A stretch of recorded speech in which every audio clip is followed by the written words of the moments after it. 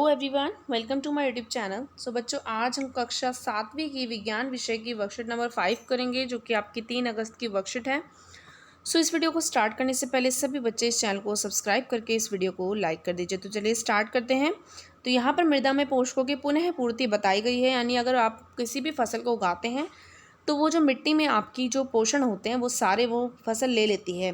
तो उसके बाद जो होती है मिट्टी में जो पोषक तत्व होते हैं उनकी कमी हो जाती है। तो उस मृदा में आप पोषकों की दोबारा से पूर्ति कैसे करते हैं वो इसमें बताया गया है। तो देखिए, राधिका ने जब अपने निकट के फसल के खेत में भ्रमण जब वो कर रही थी तो उसने देखा कि किसान क्या है, खेतों में खाद फैला रहे हैं। तो उसने बगीचे में से माली को ही ऐसे ही करते हुए देखा, जहाँ वे लॉन और गमलों में भी खाद का उपयोग कर रहे थे। तो वो सोच में पड़ गई कि वे ऐसा क्यों कर रहे हैं, क्यों डाल रहे हैं आखिरकार वो खाद। तो आइए जानते हैं कि खाद क्या होता है। तो इसमें पहला आपका उर्वरक आता है। उर्वरक आपके रासायनिक पदार्थ होते हैं जो पौधों को पोषक तत्व देते हैं। ठीक है, ज़्यादातर ये आपके नाइट्रोजन, फॉस्फोरस और पोटेशियम जो है वो देते हैं पौधों को। और खाद वो होता है जो कि जैविक होता है, जो कि पौधों को अवशेष या पशुओं के गोबर से हमें मिलता है। ठीक है, इनको हम ये भी आपको क्या करता है, पौधों को पोषक तत्व देता है। तो आखिरकार फसलों को आप खाद क्यों देते हैं कि तो पादप क्या होते हैं, अपनी वृद्धि अच्छे से करने के लिए, स्वस्थ विकास के लिए मिट्टी में से खनिज पोषकों को अवशोषित करते हैं। अब मृदा में क्या हो रहा है, इनकी मात्रा लगातार कम होती जा रही है। तो उर्वरक और खाद में नाइट्रोजन, फॉस्फोरस और पोटेशियम जैसे पोषक तत्व होते हैं जो कि मिट्टी को पोषक तत्वों से समृद्ध करने के लिए भूमि में उर्वरक और खाद मिलाने की हमें आवश्यकता पड़ती है। पौधों को सभी पादप पोषकों में से नाइट्रोजन की अधिक मात्रा में आवश्यकता होती है। अगर वायु में नाइट्रोजन गैस प्रचुर मात्रा में उपलब्ध होती है, लेकिन पादप इसे सीधे उपयोग नहीं कर सकते, यानी पादपों को नाइट्रोजन की ज़रूरत भी होती है, बट नाइट्रोजन हमारी जो होती है वो आपके आसपास ही मिल जाती है, हमें हवा में ही होती है। लेकिन जो पादप होते हैं वो इसे डायरेक्ट नहीं ले सकते, इसलिए वो कैसे कर लेते हैं, इसको नाइट्रोजन को विलय के रूप में लेते हैं।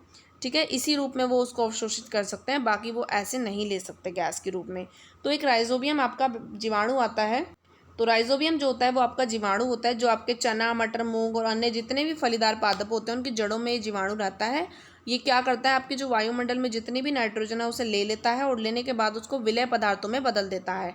बदलने के बाद ये प्लांट के लिए यूज़फुल हो जाती है, पादपों के लिए ये उपयोगी हो जाती है। तो जितनी भी दालें फलीदार पादप होते हैं ये सारी आपको फलीदार पादपों से मिलती है। राइजोबियम क्या करता है, अपना भोजन खुद नहीं बना सकता है, इसलिए क्या करता है, ये फलीदार पौधों पर रहता है। ये बैक्टीरिया को भोजन और आश्रय प्रदान करते हैं, जितने भी फलीदार पौधे होते हैं, और इसी को हम सहजीवी संबंध के भी कहते हैं। अब सहजीवी संबंध क्या होता है, जब दो जीवों के बीच में मध्य संबंध होता है, जिसमें दोनों जीव क्या करते हैं, एक दूसरे को आवास और पोषण देते हैं और दोनों एक दूसरे से फ़ायदा उठाते हैं। तो ये आपका सहजीवी संबंध होता है। अब इसके हम प्रश्न को सॉल्व करेंगे। तो इसमें पहला प्रश्न आपको दिया हुआ है कि उर्वरक और खाद के बीच में आपको सिर्फ एक अंतर लिखना है। तो चलिए देखते हैं प्रश्न नंबर 1 में आप क्या लिख सकते हो। तो यहाँ पर देखो, खाद में और उर्वरक में आपको एक अंतर लिखना है। तो मैंने आपको 2 अंतर दिए, दोनों में से आप कोई भी एक लिख सकते हो। यानी खाद जो होती है वो आपकी कार्बनिक पदार्थ अधिक होते हैं इसमें, और उर्वरक में आपका अकार्बनिक पदार्थों से मिलकर बना हुआ होता है। ठीक है, खाद हमें सब्जियां, पेड़ पौधे, जंतुओं के अवशेषों से मिलते हैं, और रासायनिक पदार्थों से ये उर्वरक जो होते हैं ये बनाए जाते हैं। तो 2 अंतर मैंने आपको बताए हैं, इनमें से आप एक लिखेंगे। आगे बढ़ता है प्रश्न नंबर 2 की तरफ। तो यहाँ पर प्रश्न नंबर 2 में आपसे बोला है कि पादप के लिए आवश्यक 3 मुख्य पोषक तत्व आपको बताने हैं, कौन कौन से उन्हें जरूर चाहिए होते हैं। ठीक है, तो तीनों मैं आपको बताती हूँ। प्रश्न नंबर 2 में आपको उत्तर क्या लिखना है। तो इसमें आप लिखेंगे नाइट्रोजन, फॉस्फोरस और पोटेशियम। तो उत्तर नंबर 2 में आपका आएगा नाइट्रोजन, फॉस्फोरस और पोटेशियम। आगे बढ़ते हैं प्रश्न नंबर 3 की तरफ। प्रश्न नंबर 3 में आपसे बोला है सहजीवी संबंध से आप क्या समझते हैं, यानी सहजीवी संबंध क्या होता है। तो उत्तर नंबर 3 में आप लिखेंगे। ठीक है, तो ये उत्तर नंबर 3 है, जिसमें आपको बताया कि दो जीवों के बीच का मध्य संबंध, जिसमें दोनों जीव जो होते हैं आवास और पोषण के लिए परस्पर लाभान्वित होते हैं, उसे सहजीवी संबंध कहा जाता है। तो ये आपका उत्तर नंबर 3 का आंसर हो गया। ठीक है, क्वेश्चन नंबर 3 का ये आंसर है। आगे बढ़ते हैं प्रश्न नंबर 4 की तरफ।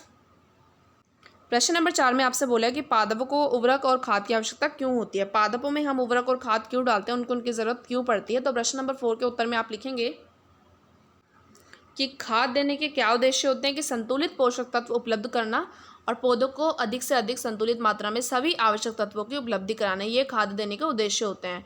अब फसलों से अधिक लाभ प्राप्त करना, ठीक है, ये भी उद्देश्य होता है। भूमि में बार बार फसलों उत्पादन से मिट्टी व गमलों की उपस्थिति मिट्टी के पोषक तत्व पौधों और फसलों के रूप में काट दिए जाते हैं, तो इस वजह से इसमें खाद मिलाई जाती है। तो ये उत्तर नंबर 4 हो गया आपका।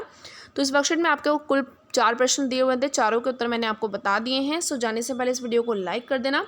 ओके, मिलते हैं नेक्स्ट वीडियो में, तब तक के लिए बाय बाय।